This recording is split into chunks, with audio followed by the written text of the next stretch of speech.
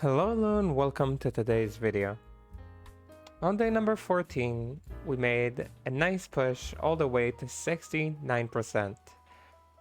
The reason why we're pushing so much is because I am going to try and finish this whole grind by Wednesday, which means we have 2 more days of grind alongside the 2 ancient quests from normal and nightmare that should take us to about 76%. That means we have 24% to grind 12% a day. That should be pretty easy to do, and that's the plan we're going to stick to.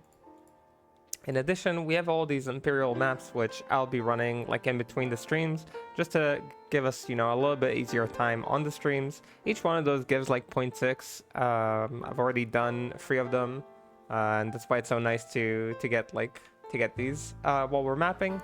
Imperial maps, again, reminder, amazing maps for EXP, even if you are in solo. That said, let's pull the video, see how we did on day number 14, and yeah, go ahead from there. So, on the first map of the day, they started with a nice double drop for us. We go ahead and get an Andes and a tier 3 map.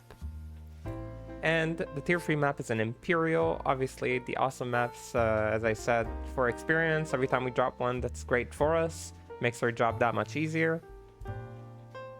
And on Darials, we go ahead and slam it. And we get one of the best slams, 3 sockets. I think I have 4 of those at this point from the season. I got in so many Frios Andes. This one rolled perfect strength, which is always nice to see. So yeah, really happy with this one. Slightly later, still in the first map, we get a Dust Shroud. That's of course Ormus Robe, and we get my favorite skill on the Ormus, that is Frozen Orb. Sadly, the cold roll was on 10, minimal roll for cold damage, but still we go ahead and slam it just to see what we get. And we get 2 sockets, 1 socket short of the best slam. For a beginner, this would be a great armor though, if you want to play Ormus Frozen Orb, which I think is really great. On the second map, we get a great Geet event, unlike normal. We go ahead and sell the Achilles. We wanted to get a different thing there. Then get the Carapace, we got a gold skin, we sell that back. No Steel Shade, we get a Steel Skull. And all these were sacrificial buys. We finally get a Dweb, so all that was worth it. And this Dweb was so good. Rolling 3 skills and minus 20 resistances. We go ahead and box it first. You always want to box your D-webs first. You don't want to slam them before, because you don't want to slam them for sockets. So yeah, we go ahead and box it. Boxes for 2, and I had a lot of expectations for this D-web to hit something cool like FCR plus skills minus poison resistance. All those would have been awesome. And we go ahead and check our slam. It did not break, but it got damage to undead. Of course, the great betrayal at the end. Such a well-rolled D-web. I was so excited for this one.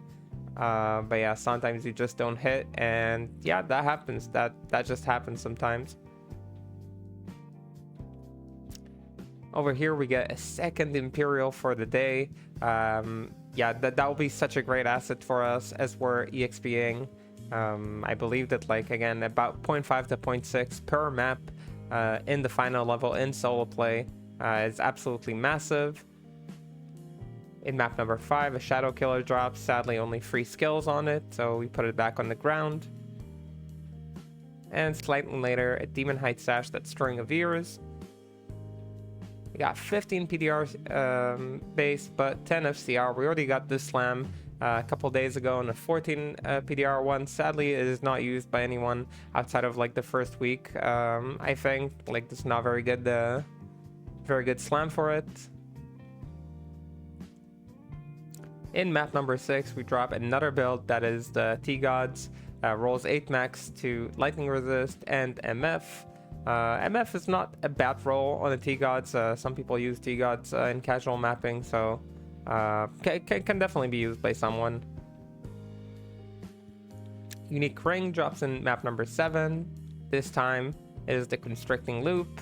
Didn't roll perfect, but still a great ring in my opinion, a game changer for season 11. And a game changer it is, but it also broke when we slammed it, so I guess it doesn't matter too much. We can go ahead and move to the next one. while showing my gear, somebody was asking about my gear. I didn't really notice because I had like my tab open showing my skills and resistances, and apparently we dropped a facet, so that's our facet for day number 14. We never miss a day, remember that? We go ahead and ID it, and it's a free fire. Yeah, I was not ready for that. Put it back on the ground where it came from. Nobody wants it. Yeah. Over here in a Geet event, we go ahead and buy an amulet. Nothing else interesting there, and we got a crescent moon. I personally don't like crescent moon outside of like the beginning for cold builds, I guess. So I put it back in. Now tier 3 maps, and could that be another Imperial? No, this time it's a Zar Sanctum. Zar Sanctum at this point, not used by many. I use them just to rush into the boss and get the skiller. Otherwise I don't actually clear them anymore. But they are good maps if you are trying to farm charms. Definitely a good map for that. And yeah, I mean, Zar Sanctum slowly, in my opinion, loses its value. It's like most people already have skillers. There's a lot of skillers in circulation. And it's not really enough to just put 10-15 minutes in just to get one skiller. An F Gavel Pain drops in a Horizon map. We go ahead and slam it. It survives with ED Life Leech, which is a nice slam for the mercenary, at least. Like for Act 5 mercs, they really need like a lot of Life Leech anyway. So giving them something like an F Gavel for them to have amp and to have like really nice damage is actually a solid roll. Go ahead and box the Doombringer. It was a high ED Doombringer, sadly. Boxed for only 2 and slammed minus fire resistance. Truly a shameful one. We really like using boxes on these kind of items because you never want to slam sockets on a Doombringer. So here we have a double drop, G-Skull and a Dragon Scale. G-Skull rolls nearly anti-perfect, like minimal strength, minimal pierce, almost minimal ED. We go ahead and slam one socket on it, flat MDR on the Dragon Scale. Absolute fail moment for us.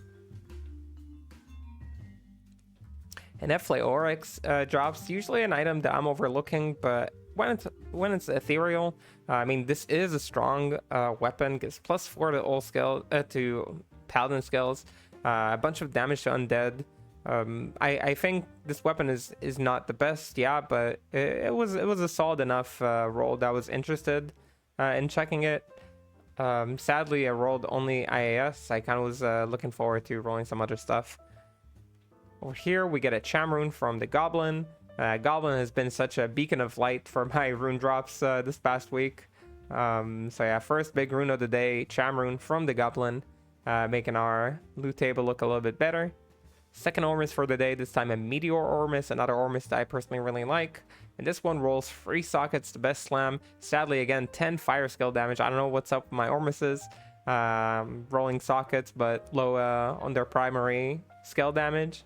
So yeah, I guess a skill issue on my end, but really nice. In map number 18, we drop a Baron. No need for Goblin this time. Just a Baron for us, and that puts us to 5 high runes in just flat runes that day.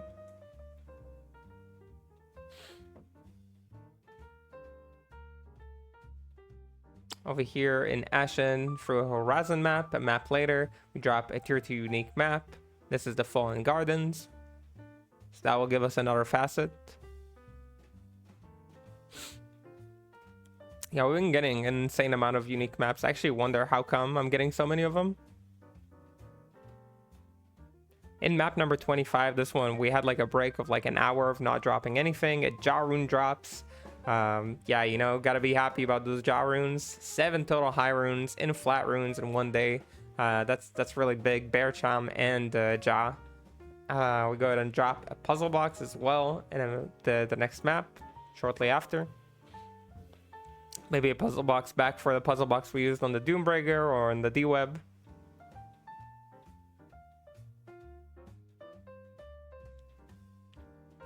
Later in the same map, we go ahead and drop a low rune as well. So we're all the way up to 8 high runes in flat runes in one day. So that's pretty incredible, honestly. Incredible numbers I think it's one of the higher days in terms of just flat runes that we got. Go ahead and buy a ring from a Geet event. We get a pretty bad nature's piece, but I had 3 max to fire, so I was just interested to see what it gets. Got flat physical damage reduction, and it had a pretty bad base roll in the first place, so this is pretty much like an unslammed nature's piece for most people with pretty bad rolls, so threw it back on the ground. In map number 29, we drop a Mang Song, and we've barely dropped any Mang Songs this season. We got a few from Geeds, but we didn't really drop them ourselves, so I was happy to drop one, and wasn't too happy to it broke right after, but I guess that happens. Geet event in map number 32, a pretty generous one with 4 interesting items, a Spirit Keeper guarantee, 2 rings, and we got an Occultist from the gloves. Sadly, it was ethereal, but we broke it anyway, so I guess it doesn't matter. Natural Ring we threw back on the ground, and Dwarf Star we slam for fire res, sadly.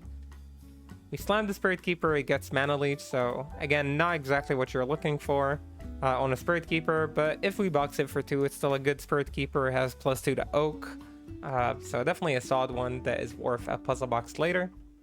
And that was our day in drops, not the most stacked day in drops. We actually didn't run that many maps. We ran a total of 33 maps. Our events that day were 5 Goblin events, 6 Rosin events, 6 Geet events. We got 8 Mendelin events. A lot of them we got early. We got like 6 in the first like 12 maps, which was absolutely crazy. That really boosted our EXP in the beginning of the day. Then we had like a little bit of a dry stretch. We had 4 Wanderer events and 4 Key events. And I'll be adding all these to the total amount of maps, but yeah, just 33 maps. We had a lot of Mendelin events, a bunch of Horizon events, so it kind of like made it so we got to our EXP goals faster. Yeah, now all that's left is to run a couple Imperial maps before the stream just to warm up. I'm of course tracking those well into the total amount of maps that we're running. And after that, just I kind of organized the maps based on the better maps, the maps that rolled better, and the maps that rolled a bit less good, I guess. And I'll be running all those first. Hopefully these will be enough to level us up. It might not be the case. We got like a total of 65 solid maps that we have rolled, and we got all these Imperial maps. So it could be that'll be just enough. I might have to run these 2. I might have to roll a few more maps too. I'm really not sure. But we'll find out as we go. Goal for tomorrow, hit about 81% EXP. If we bypass that, that's awesome. And if not, like, you know, we just keep going the next day. With that said, thank you so much for watching. Hope you enjoyed this content. I'm gonna go get some water because it's absolutely scorching in here. And till the next time, next stream, next video, have a good whatever you're having, and bye.